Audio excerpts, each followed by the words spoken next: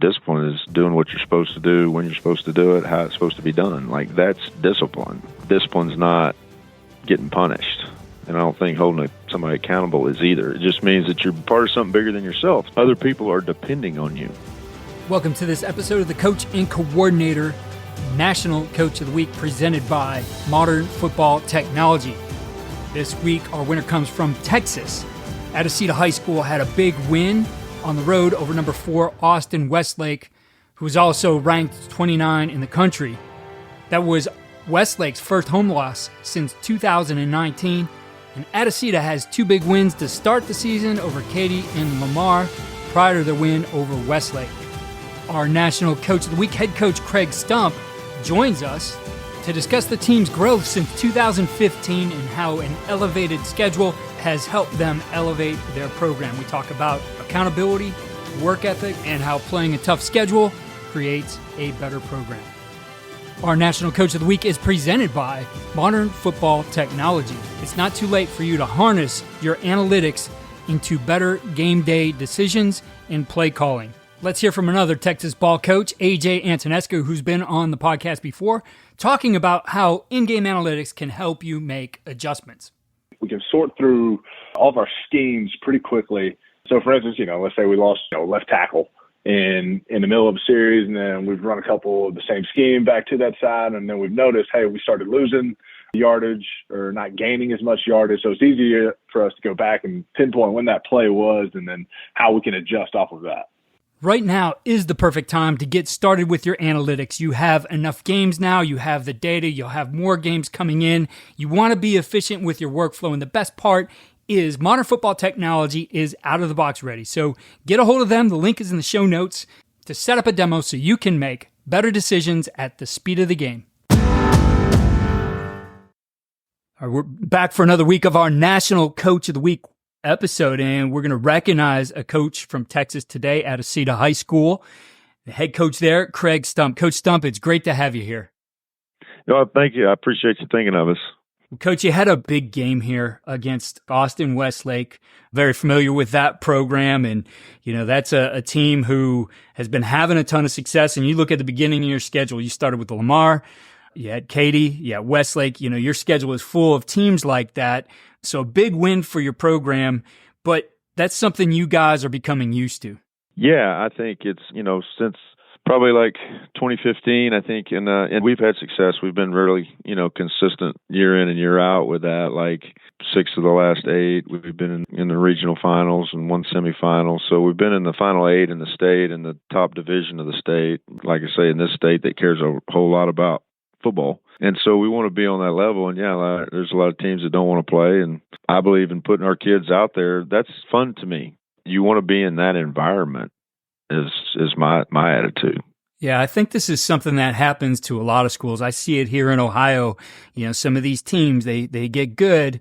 They're winning all those games locally. They're winning their conference year in and year out. And they end up in a situation where they can't find anybody to play. And, I've seen it go both ways. I've seen teams say, okay, we're going to step it up now and we're going to schedule some top competition, or maybe we'll go out of state. And I've seen other teams like scrambling to find teams like they were playing before. And, you've taken the approach that, hey, we're going to elevate our schedule. That also means you got to elevate the way you do things in your program. So going back to that 2015 year, that transition into this elevated schedule, what was the approach you took? And I guess, what are the things that really have stayed with you and help you to do this today? Yeah, it elevates everybody when you play the top teams in, out of district, right? The district that you play, we're typically in a 7-team or 8-team district, which is 7 games, right? And so out of a total of 10, you get 3 non-district games, so to speak, and that you can find and schedule anybody you want. And I think when you do that, it elevates your freshman team as well, and your 2 freshman teams, 2 JV teams. They have to play those teams as well. Those programs, those other top programs, they have to play them too at younger ages. So it's an expectation for them too when they do get to the varsity. They're not playing bad programs either. So they have to elevate their game. They're playing those top programs too, and if you have success or not success with that, it doesn't matter.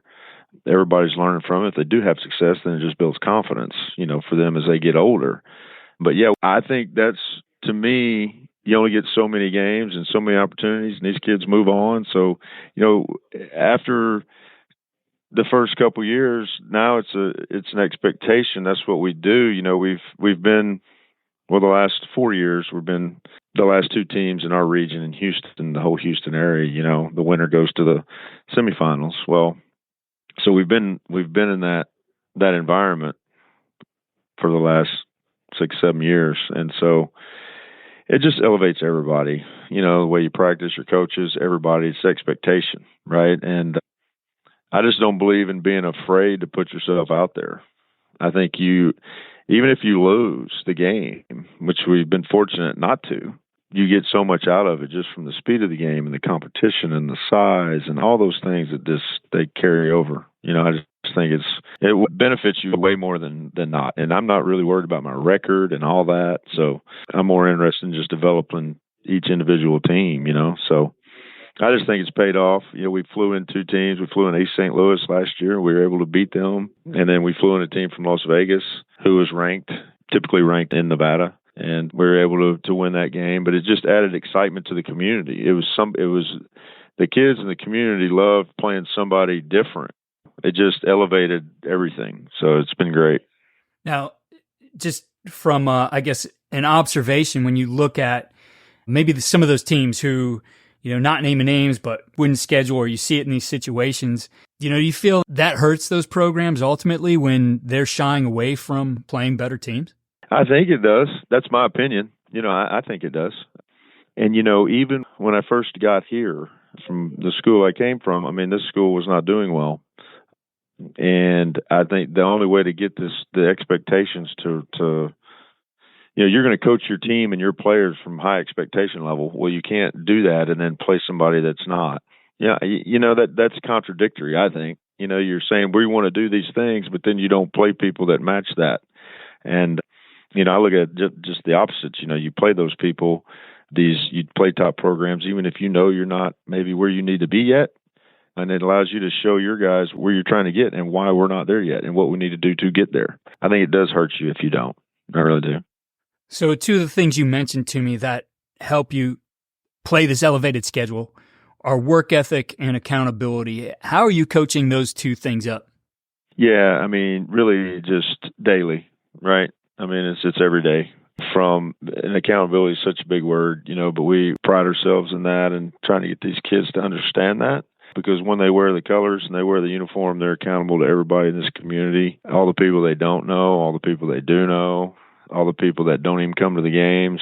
They're representing all these people. And I think it just, as well as the teachers and everybody at this school, aside from just their teammates. And we preach it on and off campus. They walk into Walmart or whatever, people are going to know who they are.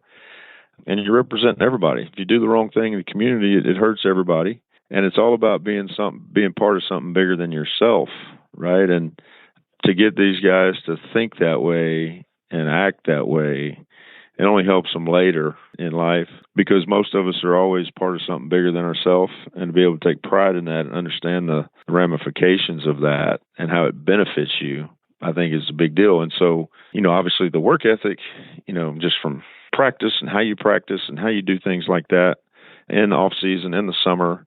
But I think the accountability part of it, about being on time, being at workouts, not missing workouts. If you're going to miss, you got to let somebody know, which is something you're going to have to do when you get a real job, right?